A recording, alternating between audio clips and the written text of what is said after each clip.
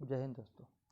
तो शुरू करते हैं आज का प्रश्न। पहला प्रश्न, भारत का पहला मानवयुक्त महासागर मिशन समुद्रयान कहाँ लॉन्च किया गया है? तो हम सभी जानते हैं कि यह चेन्नई में लॉन्च किया गया है।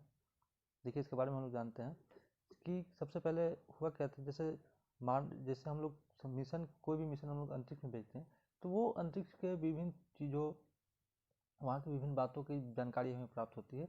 ठीक उसी तरह यह जो समुद्रयान जो लॉन्च किया जा रहा है चेन्नई से, उसका मिशन यही है कि समुद्र के अंदर जाकर के वहाँ के नई नई चीज़ों, जो खासकर ब्लू इकोनॉमी में मदद करे, और इन सब चीज़ों का पता लगाना है। जो कहाँ से शुरू किया जा रहा है, जो चेन्नई से लॉन्च किया जा रहा है, यही वो यान है। तो इसमें एक और इसकी खास बात क्या है, जैसे पहले भारत की जो पनडुब्बी थी, तो वो पनडुब्बी ज़्यादा नहीं, मात्र 150 से 200 मीटर गहराई तक ही जाती थी। इससे ज़्यादा गहराई में जाने पर क्या होता है, इसमें पानी का दबाव ज़्यादा होने के कारण इसके फटने के चांसेस होते थे। ठीक, इसीलिए यह इसका समुद्रयान को बनाया गया है। और यह समुद्रयान भारत के से पहले अमेरिका, रूस, जापान, फ्रांस और चीन समुद्री मिशन को लॉन्च कर चुके हैं। और यह भारत जब लॉन्च कर देगा तो यह 6वां स्थान पे 6वां राज्य हो जाएगा इंडिया। समुद्रयान मत्स्य से 6000 टाइटेनियम धातु से बना है। इसका व्यास, इसकी जो मोटाई है 2.1 मीटर है। यह 3 लोगों को समुद्र की गहराई में ले जाने में सक्षम है। इसको जो है 2024 तक इसका लक्ष्य रखा गया है कि यह 3 लोगों को लेकर के समुद्र में जाएगा। ठीक, चलिए अगला प्रश्न देखते हैं। वीर गाथा परियोजना का संबंध निम्नलिखित में किससे है? तो वीर गाथा का परियोजना का संबंध जो है सो CBSE से है। इसमें यह बात कही गई है कि CBSE के बच्चों को यह टास्क के रूप में समझिए दिया गया है कि भारत के वीर योद्धाओं, भारत मूल के वीर लोगों के ऐसा गाथा का वर्णन करना है। और वो भी कैसे? वो भी किसी चित्र के माध्यम से, ऑडियो क्लिप, वीडियो क्लिप या किसी प्रोजेक्ट के माध्यम से। और वो भी कब तक का समय दिया गया था? 21 अक्टूबर से 20 नवंबर 2021 तक। देखिए यहाँ लिखा हुआ है 3rd क्लास से लेकर के 12 क्लास तक के बच्चों को across all state, union territory and CBSE affiliated school to submit their project to honor the act of brave and sacrifice to the officer personally of the army force, other force and civilians। तो यह क्या किया गया था? और जो बच्चे इसमें पूरे भारत से 10 बच्चों को जो है सो पुरस्कृत सम्मानित भी किया जाएगा जब 26 जनवरी को,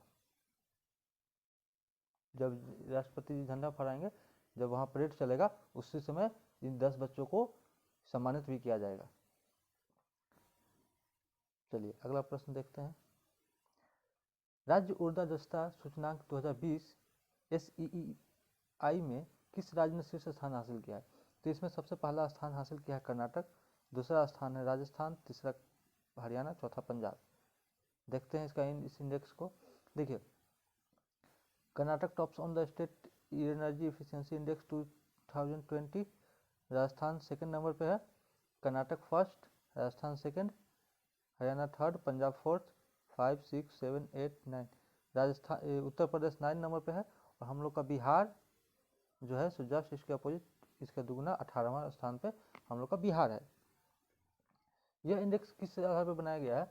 तो हमारे पास जितनी ऊर्जा आती है उस ऊर्जा का कितना सही उपयोग कर पाते हैं, और ऊर्जा जनरेशन के लिए कौन कौन सा नया प्रयोग कर पाते हैं, कौन कौन सी नई व्यवस्था कर पा रहे हैं, इसी परफॉर्मेंस के आधार पर इस इफिशियंसी का तैयार किया जाता है।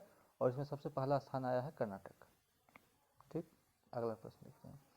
प्रतिवर्ष प्रतिवर्ष राष्ट्रीय एकता दिवस कब मनाया जाता है? प्रतिवर्ष राष्ट्रीय एकता दिवस कब मनाया जाता है? तो हम जानते हैं कि हमारे भारत में पूरे देश को, हमारे भारत में पूरे जो 552 जो देसी रियासत थे उनको एक करने का काम किन्होंने किया था? तो वह एक ही व्यक्ति थे जिनका नाम था सरदार वल्लभ भाई पटेल। और उन्हीं की जयंती पर यह दिवस राष्ट्रीय एकता दिवस मनाया जाता है, जो कि 31 अक्टूबर को मनाया जाता है, उनका जन्म है। और यह जो शुरुआत कब से किया जा रहा है? तो यह जो है शुरुआत 2014 से ही इसकी शुरुआत की जा रही है।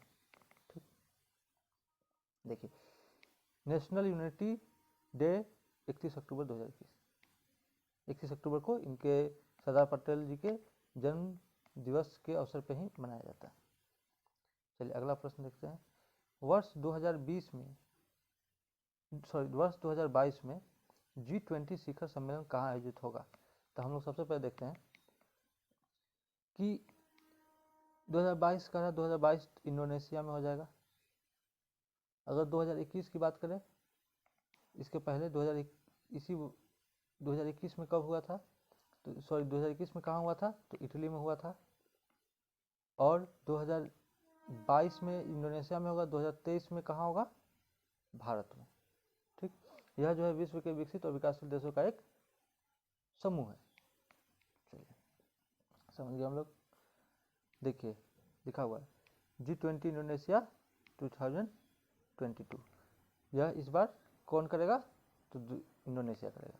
अगला प्रश्न है एप्पल फेस्टिवल 2021 का उद्घाटन कहाँ किया जाएगा? तो हम लोग जानते हैं कि एप्पल जो है सबसे ज़्यादा कहाँ होता है? तो वो होता है जम्मू कश्मीर में, उसके बाद हिमाचल प्रदेश में भी होता है। तो यह जो उद्घाटन है यह जो है जम्मू कश्मीर में मनाया जा रहा है, और ख़ासकर श्रीनगर के डल झील के पास इस महोत्सव का आयोजन किया जा रहा है। इसका मुख्य उद्देश्य है कि जम्मू कश्मीर के अर्थव्यवस्था को बढ़ावा देना। यहाँ पे बहुत सारे जम्मू कश्मीर में बहुत सारे भारत के अन्य क्षेत्रों से लोग आएंगे। यहाँ के सेव का हम लोग जानते हैं कि जम्मू कश्मीर सेव, अखरोट, केसर इन सभी चीज़ों के लिए विख्यात है। तो वहाँ पे आकर के और वहाँ से अपना जो भी चीज़ उनको ज़रूरत की चीज़ होगी उनका अपना निर्यात करेंगे। तो इसीलिए यह जो फेस्टिवल है, देखिए union agriculture minister Narendra Singh Tomar and lieutenant governor Manoj Sinha has virtually inaugurated apple festival organised for the first time in Srinagar Jammu and Kashmir. तो यह हम लोग याद रखेंगे कि यहाँ कहाँ पे? तो डल झील के पास ही इस महोत्सव का आयोजन किया जा रहा है। और यह जो महोत्सव है यह पहली बार ऐसा आयोजन किया जा रहा है, वो भी श्रीनगर के जम्मू के लिए। चलिए अगला प्रश्न देखते हैं, 7वां नंबर प्रश्न। वर्ष 2021 में राष्ट्रीय आयुर्वेद दिवस कब मनाया गया है? तो आयुर्वेद दिवस सबसे पहले हम जानते हैं कि ऋषि धन्वंतरी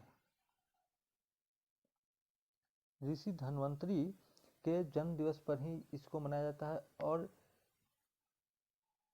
ये उनके याद में मनाया जाता है। और यह जो है सो आयुर्वेद के जन्मदाता है धन्वंतरी ऋषि। ठीक, और यह जो है हमेशा दिवाली के 2 दिन पहले अर्थात धनतेरस के दिन यह मनाया जाता है। और इसका शुरुआत 2016 से हुआ है प्रारंभ, कि हर वर्ष आयुर्वेद को प्रमोट करने के लिए इसका आयोजन हर वर्ष किया जा रहा है, मतलब यह दिवस मनाया जाता है। और यह इस बार जो हुआ है कब? 2 नवंबर। 4 नवंबर को हम लोग को दिवाली थी, दिवाली से जस्ट 2 दिन पहले 2 नवंबर को यह मनाया गया। आयुर्वेद डे 2 नवंबर 2021। चलिए अगला प्रश्न है, किस कंपनी ने स्थानीय ब्रॉडबैंड परिचालन शुरू करने के लिए भारत में अपनी पूर्ण स्वामित्व वाली सहायक कंपनी SSCPL का गठन किया? जैसे भारत में जो भी टेलीकॉम कंपनियां चल रही है, तो उसमें जैसे एयरटेल, जियो, वोडाफोन, ये सभी जानते हैं। ये एक स्पेस एक्स जो आया है ये अमेरिका की कंपनी है, और इसी ने भारत में लॉन्च किया है space x setup subsidiary in India plan to apply for licence. देखते हैं name is SSCPL Starlink satellite communication private limited. तो यह कहाँ की कंपनी है? यह अमेरिका की कंपनी है। चलिए अगला प्रश्न देखते हैं, one sun one world one grid group का शुभारंभ किन देशों ने किया है? One sun one world one grid का शुभारंभ किन देशों ने किया है? तो भारत, यूनाइटेड किंगडम, भारत और फ्रांस, भारत और अमेरिका, भारत और जापान। तो यह जो सबसे पहले जानिए कि यह चीज़ है क्या, वन सन वर्ल्ड और वन ग्रिड ग्रुप। तो यह जो है सो भूमध्य रेखा के पास जितनी भी जो भी देश हैं उन सभी देश के ऊपर, क्योंकि वहाँ पे हमेशा सूर्य की किरणें ज़्यादा रहती है, तो वहाँ पे क्या है सोलर पैनल लगा करके और अपने अपने देश में अपने अपने क्षेत्र में क्या किया जा रहा है? ऊर्जा ले जाया जा रहा है सोलर पैनल के माध्यम से। इसीलिए यहाँ क्या किया जा रहा है? कि जो भूमध्य रेखा वाले देश है उन सबके पास इतनी आर्थिक शक्ति है नहीं मजबूत, तो इसीलिए यह शुभारंभ हम लोग का भारत, देखिए सभी ऑप्शन में भारत है, और एक और कोई देश है, वो कौन सा देश है, तो वह यूनाइटेड किंगडम, यूके, ब्रिटेन।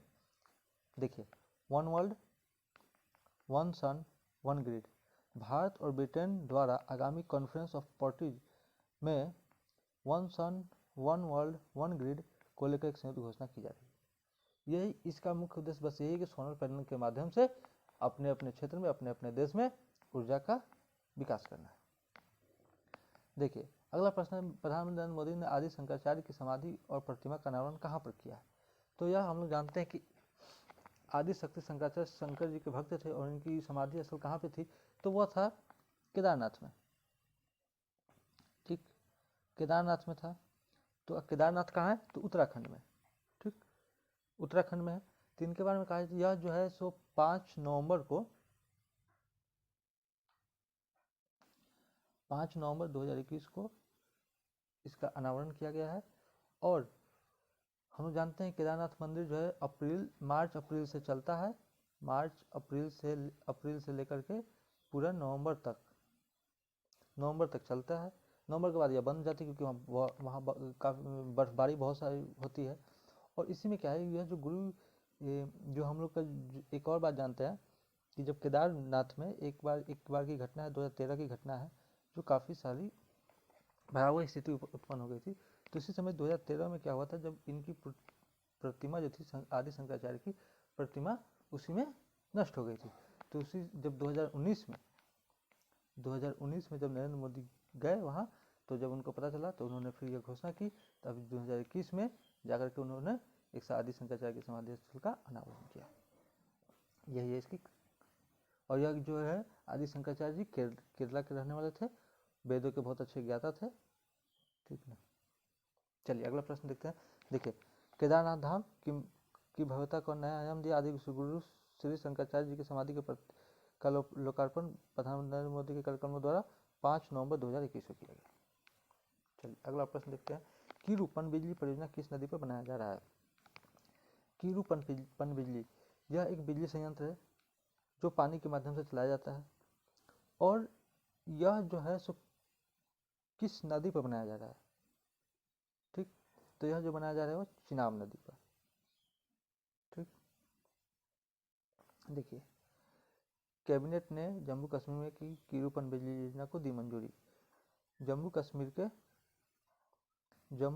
के किश्तवाड़ जिले में चिनाब नदी पर अवस्थित है। देखिए चिनाब नदी है, ये रहा चिनाब नदी। ठीक, इसी नदी पे स्थित है। चलिए अगला प्रश्न देखते हैं। कर्नाटक की वह नदी जिसके निकट कैगा परमाणु संयंत्र स्थापित है। कर्नाटक की वह नदी जिसके निकट, तो कर्नाटक में कौन सी नदी बहती है, तो हम लोग सबसे पहले जान जाएंगे कि कर्नाटक में कौन नदी है, तो काली नदी। इसी से हम लोग समझ जाएंगे। कैगा परमाणु संयंत्र, देखिए बहुत सारे संयंत्र है। देखिए कैगा कर्नाटक है ना, इसी तरह महाराष्ट्र में है तारापुर, गुजरात में है रावाभट्टा, इसी तरह जो भी है। उसी तरह हम लोग क्या देखते हैं कि कर्नाटक में जो कैगा न्यूक्लियर है वह किस नदी के किनारे है, तो वह काली नदी के। चलिए नेक्स्ट प्रश्न देखते हैं हम लोग। 13वां प्रश्न है, गुजरात के सबसे पश्चिमी गांव और अरुणाचल प्रदेश के सबसे पूर्वी छोर पर स्थित वालांग के समय में कितने समय का अंतराल है। हम लोग जानते हैं कि भारत का यह जो गुजरात का क्षेत्र है और यह जो अरुणाचल प्रदेश का क्षेत्र है, इन दोनों समय में 30 डिग्री का अंतर है। और हम जानते हैं कि 1 डिग्री बराबर 4 मिनट, तो 30 डिग्री बराबर 120 मिनट, मतलब 2 घंटा। तो इसलिए इसका सही उत्तर हो जाएगा कितना, 2 घंटा। ठीक, चलिए अगला प्रश्न देखते हैं। निम्नलिखित में से कौन अक्साई चिन्ह का भाग है, तो काराकोरम श्रेणी, शिवालिक श्रेणी, कश्मीर घाटी, लद्दाख पठार। तो इसका सही उत्तर हो जाएगा लद्दाख का पठार, लद्दाख पठार। ये देखिए यहाँ से यहाँ, ये जो है यहाँ से यहाँ काराकोरम जाती है, और इधर ये लद्दाख का क्षेत्र है, लद्दाख का पठार यही जाता है ऑक्साई चीन में। चलिए अगला प्रश्न देखते हैं, पाल घाट निम्नलिखित में से किसके मध्य स्थित है? तो पाल घाट कहाँ पे है? तो पाल घाट सबसे पहले जानिए कि पाल घाट, थाल घाट, भोर घाट, ये तीनों घाट कहाँ है? पश्चिमी घाट में। अब पश्चिमी घाट में कौन कौन सी पहाड़ी है? तो हम लोग जानते हैं नीलगिरी की पहाड़ी और अन्नामलाई की पहाड़ी। देखिए थाल घाट, भोर घाट, पाल घाट, देखिए यहाँ लिखा है अन्नामलाई, है ना? तो यहीं पे वह क्या है प्रश्न में, पाल घाट किसके मध्य है? तो यही नीलगिरी और अन्नामलाई के मध्य। ठीक, चलिए श्रीहरिकोटा द्वीप अवस्थित है। श्रीहरिकोटा, यह बहुत इंपॉर्टेंट प्रश्न है। श्रीहरिकोटा द्वीप कहाँ स्थित है? तो हम लोग जानते हैं कि आंध्र प्रदेश में है। लेकिन प्रश्न क्या कर रहा है? चिल्का झील के समीप, महानदी के मुहाने के समीप, पुलिकट झील के समीप, गोदावरी के मुहाने के समीप। तो यह हो जाएगा पुलिकट झील के समीप। ठीक, यहीं से भारत के PSLV GSLV जो है सो छोड़े जाते हैं, लॉन्च किए जाते हैं। यहीं देखिए यही वो क्षेत्र है। देखिए श्रीहरिकोटा चेन्नई बंगाल की खाड़ी से सटा हुआ है, यही पुल बगल में इसके पुलिकट झील है। ये चलिए अगला प्रश्न देखते हैं, भारत का लगभग 30% क्षेत्र 3 राज्यों में समाहित है, या 3 राज्य कौन से हैं? कहने का मतलब भारत का क्षेत्र जो 3 ऐसा राज्य है जो पूरे भारत का 30% जो है सो एरिया कवर करता है। तो वो राज्य कौन कौन सा है? राजस्थान, उत्तर प्रदेश, आंध्र प्रदेश। राजस्थान का क्षेत्र सबसे बड़ा है, हम लोग जानते हैं। उत्तर प्रदेश जनसंख्या की दृष्टि से सबसे बड़ा है। मध्य प्रदेश, आंध्र प्रदेश, गुजरात, राजस्थान, मध्य प्रदेश, महाराष्ट्र। तो हम लोग इसका उत्तर देखते हैं, सबसे पहले देख लेते हैं कि कौन सा है। देखिए एक राजस्थान, ठीक, दूसरा हम लोग देखते हैं मध्य प्रदेश 20%, फिर तीसरा हम लोग देखते हैं महाराष्ट्र। ये सभी एरिया जो है सो ये तीनों मिलकर लगभग 30% जो है सो पूरे भारत का एरिया कवर करता है। ठीक, तो इसका उत्तर क्या हो जाएगा? राजस्थान, मध्य प्रदेश और महाराष्ट्र। ठीक, चलिए अगला प्रश्न की ओर देखते हैं, निम्नलिखित में से कौन सी नदी 3 बार 2 धाराओं में विभक्त हो जाती है और कुछ मील आगे जाकर पुनः मिल जाती है और इस प्रकार श्रीरंगपट्टनम, शिवसमुद्रम और श्रीरंगम के द्वीपों का निर्माण करती है? तो सबसे पहले हम लोग ये देखते हैं कि श्रीरंगपट्टनम, शिवसमुद्रम और श्रीरंगम द्वीप कहाँ पर है। तो हम लोग सबसे पहले देख लिए कि हाँ यह कहाँ पे है? कर्नाटक में है। कर्नाटक में अब कौन सी नदी बहती है? तो यह है कावेरी नदी। इसका उत्तर हो जाएगा कावेरी नदी। देखिए कावेरी नदी चली आई यहाँ से यहाँ, यहाँ से यहाँ, यहाँ से यहाँ, फिर यहाँ से यहाँ, यहाँ, यहाँ। ठीक, चलिए कौन सा मसाला भारत के काला सोना के रूप में जाना जाता है? तो काला सोना के रूप में हम लोग जानते हैं कि काली मिर्च को जानते हैं। भारत में सबसे पहले जब यूरोपीय आए तो यूरोपीय लोग क्या करते थे? काली मिर्च लेकर के जाते थे, और काली मिर्च लेकर थे, और यूरोपियों को हम लोग क्या बोलते थे? हम लोग बोलते थे यवन। और उनको क्या था? काली मिर्च ज़्यादा पसंद था, तो हम लोग उनको बोलते थे यवन प्रिय। और इन्हीं के बदले हम लोग क्या लेते थे? इनसे सोना। काली मिर्च के बदले हम लोग क्या लेते थे उनसे? सोना चांदी। ठीक, इसलिए हम लोग इसको जानते हैं काली मिर्च को black gold of ancient India. चलिए अगला प्रश्न, निम्नलिखित में से कौन सा स्कैंडिनेवियन देशों के भौगोलिक समूह में सम्मिलित नहीं है? तो भौगोलिक देशों के समूह में सम्मिलित नहीं है, कौन सा है? Denmark, Finland, Norway, Sweden. तो इसका उत्तर हो जाएगा फिनलैंड। फिनलैंड जो है जो इसमें सम्मिलित नहीं है। यहाँ देखिए यह जो नॉर्थ पोल के पास जो जो यह क्षेत्र है, बर्फीला क्षेत्र, यह जो नॉर्वे है, तो यहीं पे वो स्कैंडिनेवियन पहाड़ी है। और यहीं पे देखिए स्वीडन है, नॉर्वे है और ये डेनमार्क। फिनलैंड जो है इसका भाग नहीं है। चलिए अगला प्रश्न है, संसदात्मक शासन व्यवस्था में न्यायपालिका का कार्यपालिका पर नियंत्रण होता है, कार्यपालिका का न्यायपालिका पर नियंत्रण होता है, कार्यपालिका का विधायिका पर नियंत्रण होता है, और विधायिका का कार्यपालिका पर नियंत्रण होता है। तो इसका सही उत्तर हो जाएगा विधायिका का कार्यपालिका पर नियंत्रण होता है। ठीक, अगला प्रश्न 22 नंबर है, निम्नलिखित में कौन सा ऐसा व्यक्ति है जो संसद सदस्य न होते हुए भी मतदान में भाग ले सकता है।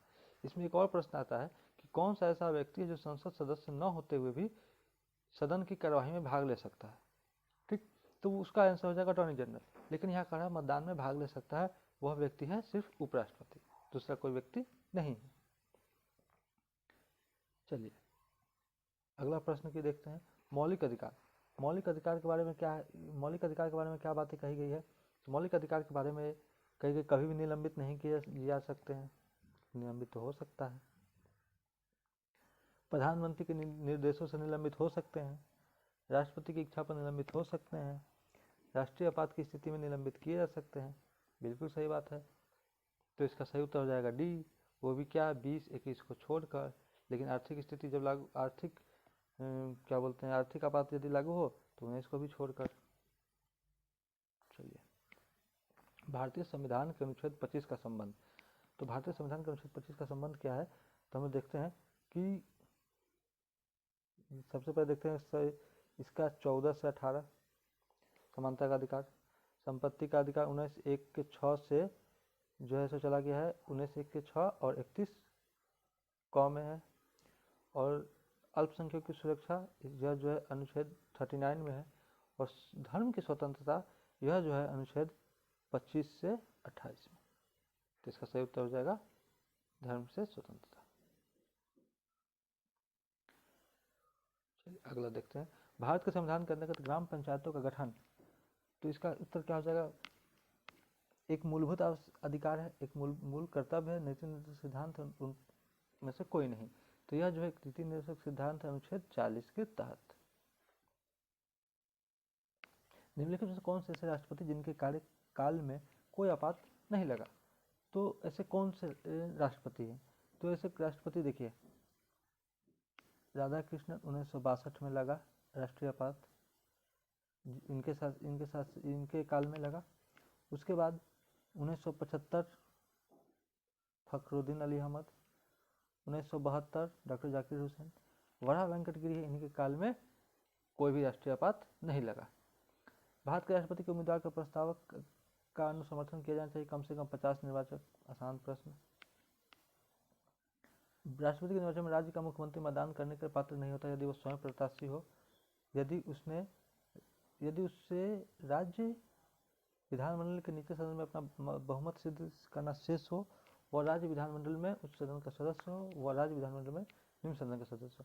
तो हम लोग जानते हैं कि राष्ट्रपति के निर्वाचन में संसद के निर्वाचित सदस्य और राज्य के निर्वाचित सदस्य, विधानसभा के निर्वाचित सदस्य भाग लेते हैं। इसमें विधान परिषद के कोई भी मेंबर नहीं होते हैं। तो विधान परिषद राज्य का विधानमंडल कौन होता है, तो किसी भी राज्य विधानमंडल में उच्च सदन जो होता है वो क्या होता है, विधान परिषद का सदस्य होगा, वो भाग नहीं लेता है। तो इसका आंसर ये होगा। जैसे वर्तमान में अगर हम बात करें तो वर्तमान में जैसे हमारे बिहार के मुख्यमंत्री नीतीश कुमार जी जो है सो वह राष्ट्रपति के चुनाव में भाग नहीं ले सकते, वो मत नहीं कर सकते। अगला प्रश्न देखिए। भारत के राष्ट्रपति संसद के उच्च सदन के सदस्य हो तो क्या होगा, अविश्वास प्रस्ताव की स्थिति में अपने पक्ष में वोट नहीं दे सकेंगे, निम्न सदन में बजट पर नहीं बोल सकेंगे, केवल उस सदन में वह वक्तव्य दे सकते हैं, उन्हें प्रधानमंत्री पद की शपथ ग्रहण करने के बाद 6 माह के अंदर निम्न सदन का सदस्य बनना पड़ेगा। तो इसका सही उत्तर हो जाएगा ये, अविश्वास प्रस्ताव की स्थिति में अपने पक्ष में वोट नहीं दे सकेंगे। देखिए अविश्वास प्रस्ताव हमेशा लोकसभा में जाता है और प्रधानमंत्री कहाँ के हैं, उच्च सदन के। जैसे मान लीजिए कौन, मनमोहन सिंह जैसे उच्च सदन के सदस्य हैं, वो प्रधानमंत्री हैं, तो वो क्या करेंगे, और अविश्वास प्रस्ताव हमेशा लोकसभा में जाएगा तो वो अपना मत दे नहीं सकते हैं, अगर राज्यसभा में था तो ही दे सकते हैं, तो इसीलिए यह नहीं दे सकते। ठीक, अगला प्रश्न 30 नंबर, मंत्रिपरिषद के विरुद्ध अविश्वास प्रस्ताव लाने के लिए लोकसभा के सदस्यों की संख्या होनी चाहिए। तो ये तो आसान प्रश्न है, 50। भारत में चांदी की उपलब्धता के प्राचीनतम साक्ष्य मिलते हैं कहाँ से, चांदी के साक्ष्य तो यह मिलते हैं हड़प्पा सभ्यता में कुनाल नामक स्थान से। कुनाल नामक स्थान से चांदी का मुकुट मिलता है। अगला प्रश्न है, लेखन कला की उच्च प्रणाली विकसित करने वाली सर्वप्रथम प्राचीन सभ्यता थी, तो कौन सी सभ्यता थी? तो वह थी सुमेरिया की सभ्यता। अगला प्रश्न देखते हैं, उत्तर वैदिक काल में निम्नलिखित में से किसको आर्य संस्कृति का धुरी समझा उत्तर वैदिक काल में निम्नलिखित में किसको आर्य संस्कृति की धुरी समझा जाता था? तो यह आर्य संस्कृति कहाँ तक आ गया था? तो हम लोग जानते थे कि आर्य संस्कृति जो है गंडक नदी के पास आ गया था। गंडक नदी के क्षेत्र के आसपास का क्षेत्र कौन है? अंग और मगध। अगला प्रश्न, किसने एक तरफ संस्कृत मुद्रालेख के साथ किसने एक तरफ संस्कृत मुद्रालेख के साथ चांदी के सिक्के निर्गत किए हैं? तो इसके चांदी के सिक्के किसने निर्गत किए हैं? तो इसका उत्तर हो जाएगा 34 का मोहम्मद गोरी। ठीक, देखिए यही वो सिक्के हैं। हल्दी घाटी के युद्ध के पीछे अकबर का मुख्य उद्देश्य क्या था? तो राणा प्रताप को अपने अधीन लाना, राजपूतों में फूट डालना, मान सिंह की भावना को संतुष्ट करना, साम्राज्यवादी नीति। तो यह था उनका साम्राज्यवादी नीति। ऐसा कहा जाता है कि हल्दी घाटी के युद्ध में अकबर की सेना हार गई थी। किताब में अब इस बात का साक्ष्य मिल रहा है, प्रमाण किया जा रहा है। देखिए अगला प्रश्न है, डेविड हेयर और अलेक्जेंडर डफ के साथ मिलकर निम्नलिखित में से किसने कलकत्ता में हिंदू कॉलेज की स्थापना की? तो हिंदू कॉलेज की स्थापना किसने की थी? हम सभी जानते हैं राजा राम मोहन राय के सहयोग से हुआ था। लेकिन अगर पूछेगा कि हिंदू कॉलेज किसने कलकत्ता में हिंदू कॉलेज की स्थापना की, तो यही तीन ऑप्शन, डेविड हेयर, अलेक्जेंडर डफ और राजा राम मोहन राय, इनका नाम हम लोग याद रखेंगे। वर्ष 1920 में लाहौर से लाजपत राय द्वारा उर्दू का कौन सा समाचार पत्र प्रारंभ किया गया था? तो इसका सही उत्तर हो जाएगा वंदे मातरम। अगला प्रश्न हम लोग देखते हैं, पिछड़े वर्गों का उत्थान किसका मुख्य कार्यक्रम था? तो पिछड़े वर्गों का उत्थान का कार्यक्रम किनका था? तो हम लोग एक व्यक्ति का नाम जानते हैं, जिनका नाम है सत्यशोधक समाज के प्रवर्तक कौन? ज्योतिबा फूले। अगला प्रश्न है, बाल गंगाधर तिलक को लोकमान्य विशेषण कब दिया गया था? तो ये हम लोग जानते हैं कि ये कुछ नहीं, सबसे पहले जाने क्रांतिकारी नेता थे, क्रांतिकारी आंदोलन करते थे, इसी की वजह से इनको लोकमान्य का विशेषण दिया गया था। अगला प्रश्न है, भारत की प्राचीन कला परंपराओं को पुनर्जीवित करने के लिए Indian society of oriental art की स्थापना की थी, और यह किसने किया था? तो यह किया था रविन्द्रनाथ टैगोर के ही कोई भाई हैं, जिनका नाम है अवनींद्र टैगोर ने। ठीक, अगला प्रश्न हम लोग देखते हैं, उपापचयी दर किसके द्वारा नियंत्रित होता है? तो उपापचयी दर हमेशा जो है सो थायराइड ग्रंथि के द्वारा नियंत्रित होता है। 42, मकड़ियों के शरीर में स्थापित पदार्थ जिससे मकड़ियाँ जाल बुनती है किस जैविक अणु से बनी होती है? तो यह बना होता है प्रोटीन से। निम्नलिखित में से कौन सी वास्तविक रूप से मछली है? तो इसमें जो हम लोग को ऑप्शन नहीं लगेगा ना, एक्चुअल में वही होगा, समुद्री घोड़ा। यह एक प्रकार का मछली है जिसका मुंह जो है सो घोड़ा की तरह है, इसलिए इसको समुद्री घोड़ा के नाम से जानते हैं। अगला प्रश्न है, युगलिना में पर्णहरित अर्थात क्लोरोफिल होता है, फिर भी इसे जंतु मानते हैं क्योंकि जंतुओं की भांति श्वसन करता है, जंतुओं की भांति जनन करता है, जंतुओं की भांति पोषण करता है, इसमें एक संकुचित रिक्तिकाएं होती है। तो इसका सही उत्तर हो जाएगा डी, इसमें एक संकुचित रिक्तिकाएं होती है। अगला प्रश्न, मृदा प्रदूषण का सबसे महत्वपूर्ण कारक है क्या है? तो हम लोग जानते हैं प्लास्टिक जो है मिट्टी में जल्दी सड़ता गलता नहीं है। निम्नलिखित में गैसों में से कौन सा गैस धरती पर जीवन के लिए हानिकारक और लाभदायक दोनों है? तो धरती पर की बात कर रही है, तो धरती पर हम लोग जानते हैं CO2 हमारे लिए लाभदायक भी है, ज़्यादा हो जाए तो हानिकारक भी है। अगला प्रश्न है, निम्नलिखित ईंधनों में से कौन सा न्यूनतम वायु प्रदूषक और भविष्य का ईंधन माना जाता है? तो इसका उत्तर हो जाएगा क्या? पेट्रोलियम, हाइड्रोजन, कोयला या फिर बायोगैस। तो इसका आंसर हो जाएगा हाइड्रोजन।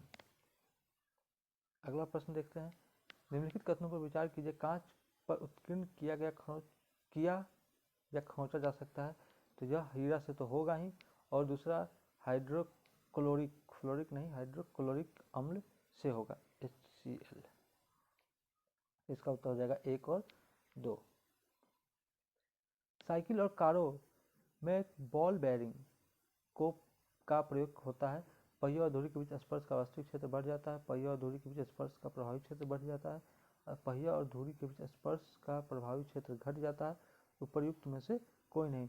तो हम लोग जानते हैं कि यह बॉल बेयरिंग का प्रयोग किया जाता है क्योंकि इसका फ्रिक्शन जो होता है कम करने के लिए, तो इसका आंसर हो जाएगा C। लास्ट क्वेश्चन है, फ्यूज में प्रयुक्त होने वाले तार की विशेषता होती है। तो फ्यूज में प्रयुक्त होने वाले तार की विशेषता क्या होती है? उच्च प्रतिरोधक और निम्न गलनांक। आज की सेवा समाप्त हुई। यह मेरा पहला वीडियो था। पसंद आए